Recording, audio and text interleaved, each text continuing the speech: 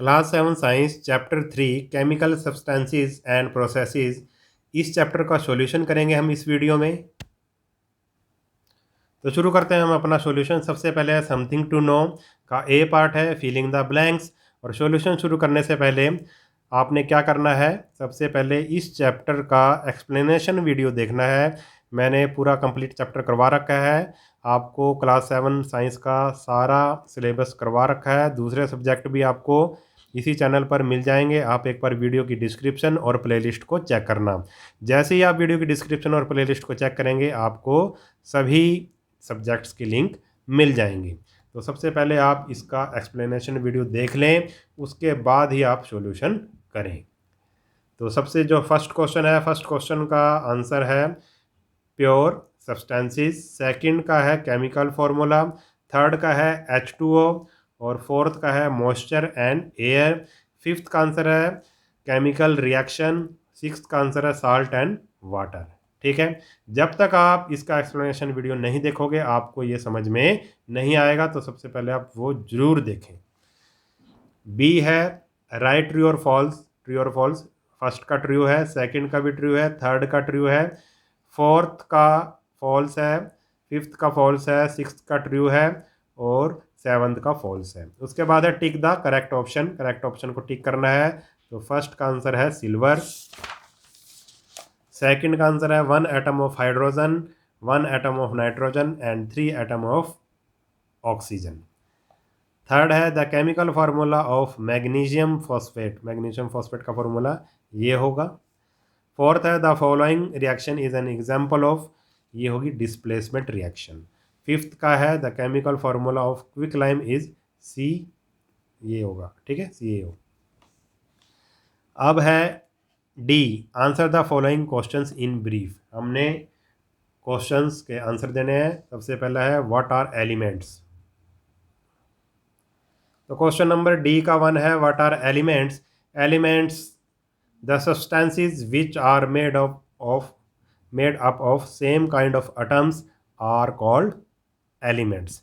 ऐसे सब्सटेंसेस जो एक ही तरह के एटम से बने होते हैं उनको हम बोलेंगे एलिमेंट्स। ठीक है, जैसे कि गोल्ड है, सिल्वर है, ये एलिमेंट्स हैं। सेकंड है give the chemical symbol of iron and chlorine. Iron का Fe होगा और क्लोरीन का Cl होगा। ठीक है, ये इसके केमिकल सिंबल हैं।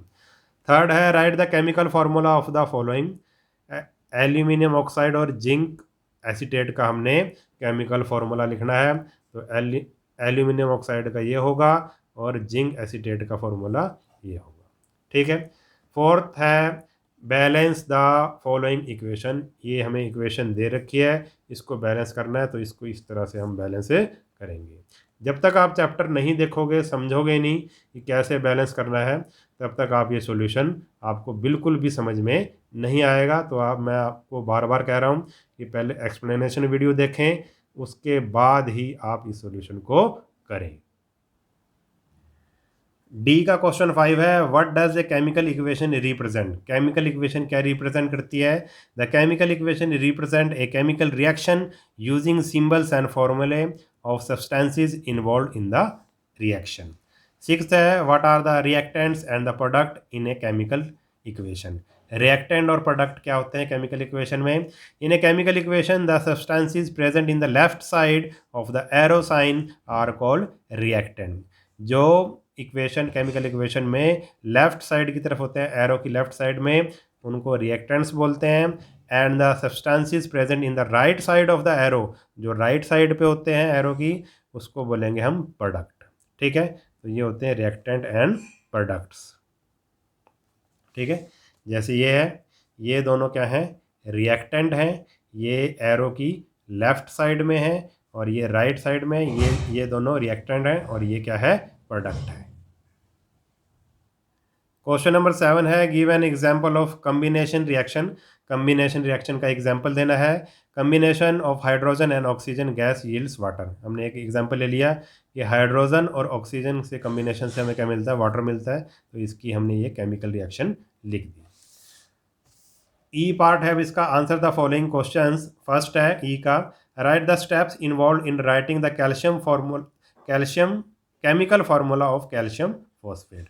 हमने केमिकल फार्मूला लिखना है कैल्शियम फॉस्फेट का। क्या क्या उसके स्टेप्स होंगे? To write the formula of calcium phosphate we write the symbol for calcium and phosphate ion along with their charges. सबसे पहले हम क्या करेंगे, कैल्शियम और फॉस्फेट आयन के जो सिंबल लिख देंगे चार्जेस के साथ। ये हमने इधर ये लिख दिया कैल्शियम का आयन और ये हमने इधर लिख दिया फॉस्फेट का आयन, ठीक है, सिंबल्स के साथ हमने लिख दिए। अब there is no common factor, इन दोनों में 2 और 3 में कुछ भी कॉमन फैक्टर नहीं है। In the number corresponding to their charges we now criss cross their charges. अब इन दोनों को क्रिस क्रॉस कर देंगे इस तरह से, ठीक है, and write criss cross number as subscripts against the two symbol. अब उसको इस तरह से क्रिस क्रॉस कर देंगे, ये यहाँ पे आ जाएगा और ये यहाँ पे आ जाएगा, ठीक है। तो CA3 हो गया और PO4 ऑल ट्वाइस हो गया, ठीक है। इसको बोलते हैं criss cross. Hence the chemical formula of the calcium phosphate is this, ठीक है। इस तरह से हमें कैल्शियम फॉस्फेट का फार्मूला ये मिल गया। सेकंड है how is a chemical change different from a physical change.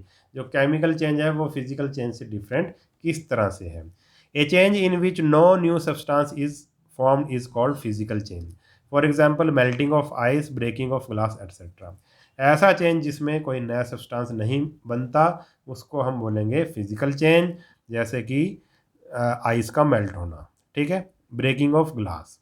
Where as a change in which a new substance is form, ऐसा चेंज जिसमें न्यू सब्सटेंस बनता है उसको हम केमिकल चेंज बोलते हैं, जैसे कि बर्निंग ऑफ वुड। अगर लकड़ी को जलाएं तो नया सब्सटेंस क्या बनेगा, धुआं निकलेगा उसमें से और राख ऐश बनेगी, ठीक है, तो वो न्यू सब्सटेंस है, तो इसको हम बोलेंगे chemical change. Rusting of iron, लोहे पर जंग लगना। जो जंग होता है वो लोहा नहीं होता, वो नई चीज़ होती है, कोई न्यू सब्सटेंस है, ठीक है। तो इस तरह से केमिकल और फिजिकल चेंज में हमने डिफरेंस कर दिया। ई का थर्ड है neutralization reaction is a chemical change, justify this statement with help of an example. ये जो न्यूट्रलाइजेशन रिएक्शन होती है वो एक केमिकल चेंज होता है, हमने इसको जस्टिफाई करना है। In neutralization reaction an acid react with base to form salt and water, so there is a chemical change that is new substance are formed। जो न्यूट्रलाइजेशन रिएक्शन होती है उसमें एक एसिड और एक बेस रिएक्ट करता है और साल्ट और वाटर बनाता है, ठीक है, इसलिए ये एक केमिकल चेंज है क्योंकि इसमें न्यू सब्सटेंस बनता है। न्यू सब्सटेंस एसिड और बेस से क्या बना, साल्ट बना और वाटर बना, ठीक है, तो इसलिए जिसमें भी न्यू सब्सटेंस बनता है वो केमिकल चेंज होता है। For example the reaction between hydrochloric acid and sodium hydroxide yield sodium chloride and water. हमने एक रिएक्शन ले ली, जैसे कि क्या, हाइड्रोक्लोरिक एसिड और सोडियम हाइड्रोक्साइड, जब इन दोनों का रिएक्शन होगी तो हमें क्या मिलेगा, एक नई चीज़ मिलेगी, sodium hydroxide, sorry sodium chloride, जिसको आप NaCl बोलते हैं, नमक बोलते हैं, ठीक है, और वाटर बनेगा। ये इसकी रिएक्शन हमने लिख रखी है। फोर्थ है define a decomposition reaction and give an example of the same. Decomposition reaction क्या होती है और इसका एग्जाम्पल भी हमें बताना है। Decomposition reaction A chemical reaction in which more than one product is obtained from a single reactant is called a decomposition reaction। जिसमें से ऐसी केमिकल रिएक्शन जिसमें एक या एक से ज़्यादा प्रोडक्ट बनते हैं सिर्फ सिंगल रिएक्टेंट से, कोई एक सिंगल रिएक्टेंट है उससे ही एक या एक से ज़्यादा प्रोडक्ट बनते हैं, उसको डीकम्पोजिशन रिएक्शन बोलते हैं।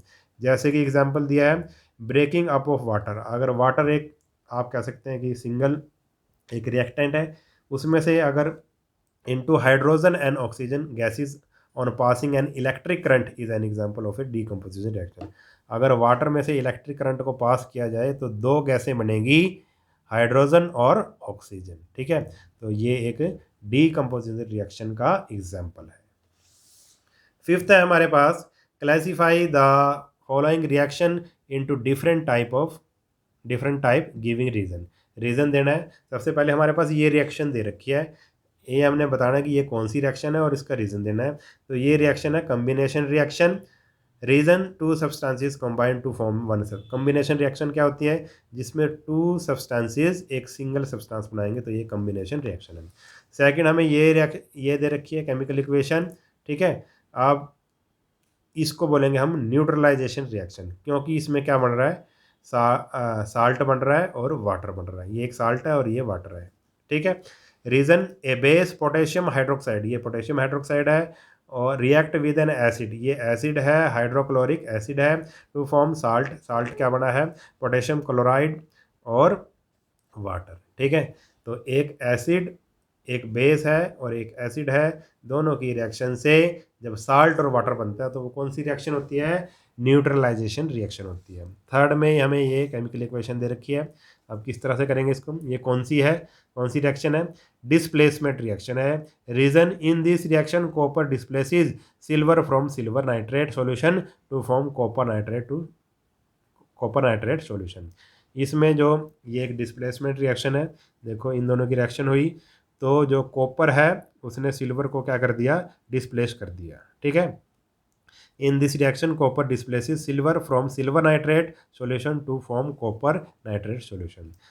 डी है, ये हमें इक्वेशन दे रखी है, केमिकल इक्वेशन कौन सी है ये बताना है। ये है डीकम्पोजिशन रिएक्शन, क्योंकि एक रिएक्टेंट से दो चीज़ें हमें मिल रही है, दो या दो से ज़्यादा, ठीक है, एक से ज़्यादा चीज़ मिल रही है। डीकम्पोजिशन रिएक्शन क्या है, reason barium carbonate decomposes to form barium oxide and carbon dioxide gas. जो बैरियम कार्बोनेट है उससे हमें दो चीज़ें मिल रही हैं, ठीक है, तो उसको हम बोलेंगे डीकम्पोजिशन रिएक्शन, ठीक है। तो इस तरह से ये चैप्टर हुआ हमारा कंप्लीट। अगर वीडियो आपको अच्छा लगा है तो चैनल को सब्सक्राइब कर लेना और वीडियो को अपने सभी दोस्तों के साथ शेयर ज़रूर कर देना। मिलते हैं नेक्स्ट वीडियो में, तब तक के लिए नमस्कार।